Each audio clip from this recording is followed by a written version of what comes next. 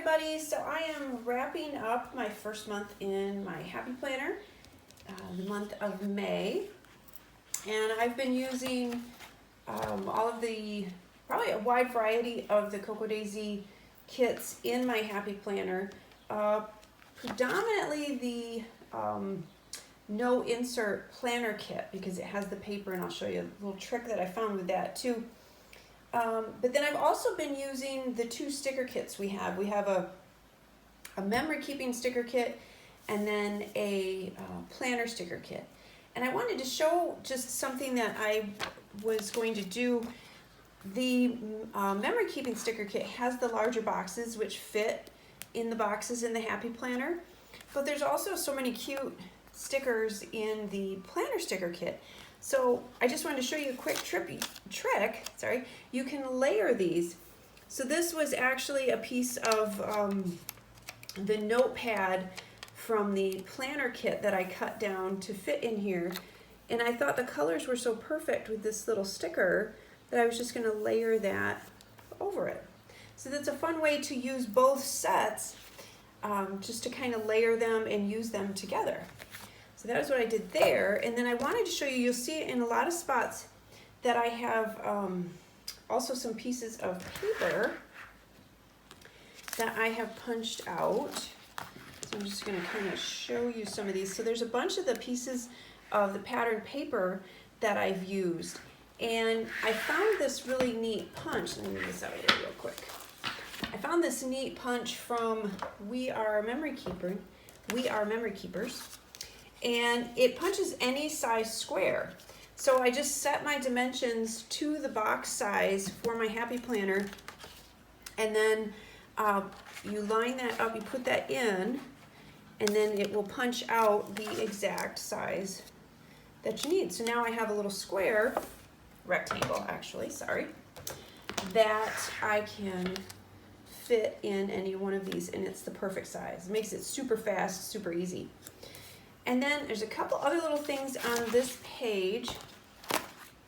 I'm just going to kind of real quick go through these and point out a few things. So I'll just be sliding this around a little bit. So we had some of these real pretty vellum die cuts in a couple of the memory keeping kits, and I added those. I just kind of stapled it in, and I didn't mind the little staple on the edge. It was no big deal because I kind of hid that behind, so you can see the little staple there, behind my little Post-it note. So I thought that was really pretty. And then I did the same thing on another page. I'll show you that in a minute. But what I wanted to point out is this little tag, this piece here, and then again this tag. Those were all on the free printables that we have each month. So these little tabs they're kind of like little labels. I just fussy cut around those, and then I stamped on them. You could write on them as well. And then I just used them as little captions across the photos or on the pattern paper. These two, see if I can get them both in the frame. These two were actually one 3x4 card on the printable. And what I did is I cut them in half and trimmed them down just a little bit and used them as little pieces of pattern paper. So I think that turned out really cute as well. And one of the things I'm kind of having a dilemma with, and I just posted about this, so any recommendation or any suggestions I am totally open to. I started out using my handwriting, which I'm not a fan of because I have really sloppy handwriting.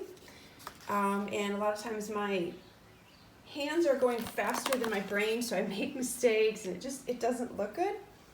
So then for this spread, and then toward to the end of the month, I typed up my journaling, but I'm not sure I really like that either because it kind of defeats the whole purpose of being able to quick jot down in your Happy Planner and record memories quickly. So I'm not sure which route I want to go. So I'm still kind of struggling with that a little bit. But then this page, so here again you can see where I added some more of those vellum shapes. And there's a little bit of some sticker strips. And then this one I thought was kind of fun. I ran the little note off the page, and this is actually a little chipboard sheet. And I've kind of filled in this area and left some blank. It's the end of the month. There was nothing else going to be there, and I just thought it was kind of fun to fill in with a bunch of stuff. And then over here you can see where I added a movie ticket, so it's fun to add little bits of ephemera as well. So that is my month of May. And I had a lot of fun with it. I'm definitely going to keep going. I had fun trying to find ways to use all of the different bits and pieces. And yeah, I'm looking forward to keeping up with this. I'm really enjoying it. So that's two of my little tips and just kind of a quick peek at what I did for the month.